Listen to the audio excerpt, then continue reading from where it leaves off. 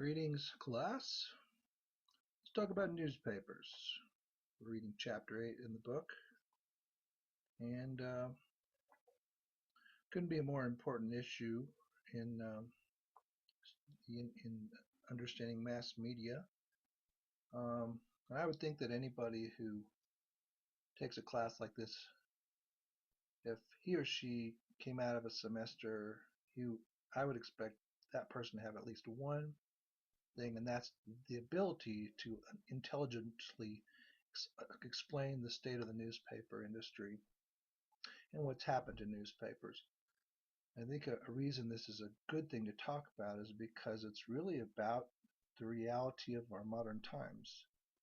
In many ways, it's less a commentary on newspapers themselves and then on us and the state of our technology, the state of our lifestyles. Therefore, talk about an irony here in the information age. The information age, Colorado loses one of its most vital and important sources of information, the Rocky Mountain News, its oldest newspaper at the time, and at one time its #1 newspaper. It sort of um, it would be #1 for a while. The Denver Post would be #1 for a while. But yes, it went away in 2009. Unbelievable. Not only did it stop its print edition, but it also ceased its online edition, unlike a few newspapers that ceased the print edition but stayed online. Now, why in the world could this happen? And I'm sure you have some thoughts about this. Ask anybody. Everyone would imagine they know why newspapers are hurting in such a fashion, but most of them are wrong. I think you're wrong too. I'm going to tell you exactly why they are. Here goes. You can supply the drum roll, okay? Here we go. Drum roll. Boom. Yeah, there it is. Walmart. Now, it's not just Walmart, okay? Understand, it's not just Walmart. It's all the big box stores. Big box stores have, just as they have decimated mom and pop operations, the small operations in every community, they have hurt newspapers. Now, why would that be? Simple, because newspapers, or because Walmart doesn't need newspapers to get the information about its products out to its customers. It can use direct mail. Even when it does use newspapers, it uses inserts that cost less and don't provide as much revenue to newspapers as do smaller enterprises that needed the newspapers. So let's talk about the real reasons for newspapers' decline. All right, and there's no question what #1 is. You may be surprised about this, but one point to understand about any medium, particularly newspapers, is that the life source for newspapers is its advertising, not its circulation. It's advertising, and big box stores, as I say, have ways of getting to customers without it. Now, what does ROP mean? ROP stands for run of press, which means that it's a type of advertising where the business pays the newspaper to place an advertisement in the newspaper on the actual pages with the text and photographs and all that. That's the most lucrative form of advertising. It involves composition by the newspaper. It costs more, and businesses that rely on the newspaper will pay more. And if you can imagine the smaller enterprises that needed the newspaper in that fashion to get their information out, but as the larger retail started to crowd out smaller retail, well, that advertising went away. There you go. Internet advertising You can imagine at one time when you wanted a car, you went to the newspaper, the classified ads, right? Or the ROP advertising from the newspaper, from the auto dealers. Well, now there's Craigslist, there's AutoNation.com. Uh, used to be if you were looking for a home, you looked in the classified ads or in the newspaper. Now you can go to any number of online sites to look for a home that way. Therefore, internet advertising has really hurt newspapers. Market fragmentation, well, that just means that there's so many means of getting information to people now, whether it be television, radio, apps, and of course some of the internet advertising, that it really hurts newspapers. And we haven't even talked about readership. And of course, that was what I assume that's what most people would think is the bottom line for why newspapers are declining. Well, it certainly contributes. It does. But it's not even in third place when you think about what has hurt newspapers the most. 14% though, that's a figure that came from the Washington Post, and that's 2 years ago. 14% of people said they read the newspaper. That's amazing.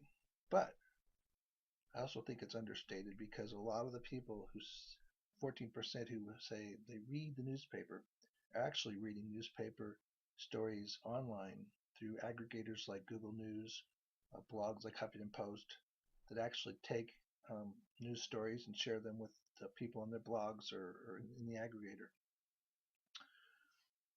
Now, if you talk about readership, here's the biggest factor of all. This is an age of specialization. We are ceasing to be a society of generalists who want to know about a lot of things. Now we are a bunch of specialists who are more interested in our hobbies and our special interests, and we read about those avidly. But as far as things that are just related to the state of the nation, the world, and such, not so much.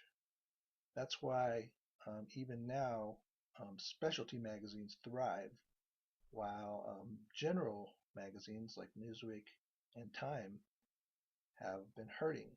Of course, Newsweek ceased its print edition last year and went to an all online presentation. Instant access, I think that's sort of self-evident. If you want the weather, you don't look in the newspaper, right? You're watching an app or you go online. Even the news or even the television outlets cannot match the instant access of information. So those are good reasons for why newspapers have declined. Now here are some not so good reasons. People want to say, well, it's about the internet. The internet is killing newspapers. Nope, it's not true. It's not true at all. In fact, newspapers are the ones who established the first beachhead in the news and the internet, and established presences. And the question, of course, has always been, how do they make money on the internet? People want to say general irrelevance. I will challenge that, because I'm going to say that if they say that the news in newspapers is irrelevant, they're basically saying that the events and concerns and issues in their local communities are irrelevant, because that's what's keeping newspapers alive, covering their local communities. That's the relevance that they must have. And if they don't deliver that, then they're really hurting themselves. Another concern that I would challenge is the matter of solid waste. Are we killing a lot of trees when we buy newspapers and all that? Well, to a degree, that is true, but the vast majority of pulp consumed for newspaper purposes is recycled, and if you recycle your newspaper, then you're not contributing to the solid waste problem at all. Let's talk for a second about the future of newspapers.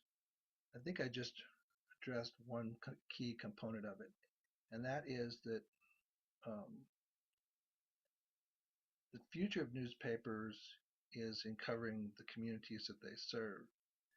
And the fact is that look around in Colorado and you're going to see newspapers are doing just fine in many small communities. You know, this includes daily newspapers. We have Durango and Alamosa and Colorado Springs and Pueblo, and their general focus is covering their communities. Now, the fact is that a person who's interested in a newspaper career can still find good work in those areas, and then maybe if you do your job very well, um, there's an opportunity in the major daily in Denver. But in my own instance, I worked for a middle-sized newspaper for a long time, and it was very exciting. It was very fulfilling, and helped put two children through college, and paid my for my lodging and health coverage and everything, and it was a great career. Um, because of the internet, things have certainly changed for the way newspapers do their job. They are also very interested in staying on time in terms of posting online. They don't wait till the next morning to give information. So it's a 24-hour news operation in most cases. Another thing that you need to know is that if you're in this industry, you're going to want to not only be very media savvy, internet savvy, but you're probably going to want to be able to take photographs and do that from the scene of an event that you might be covering.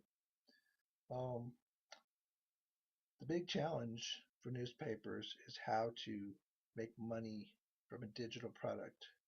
And although that is improving, it's still a very, I must say, an iffy proposition. But once again, the newspapers are have exploited the internet in great ways, and it's very possible that you know the newspaper that you do read, if you read one, will cease printing on paper sometime in the next 10, 15 years because of the costs associated with it. Publisher of the New York Times, in fact, said something of that nature, and that would not blow anybody away because of the realities of the costs associated. However, because the internet is the future and because newspapers are invested in the internet, the future is not as bleak as people want it to make. And here's what the Pew Research Center had to say about this.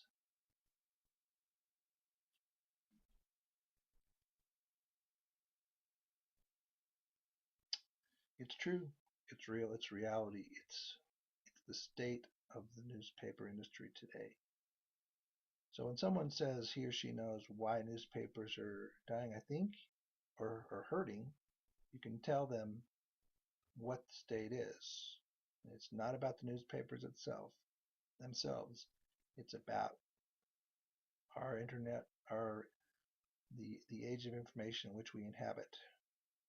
And you can be a part of the future of the newspaper industry, and you can do well. It's there. It's not going away.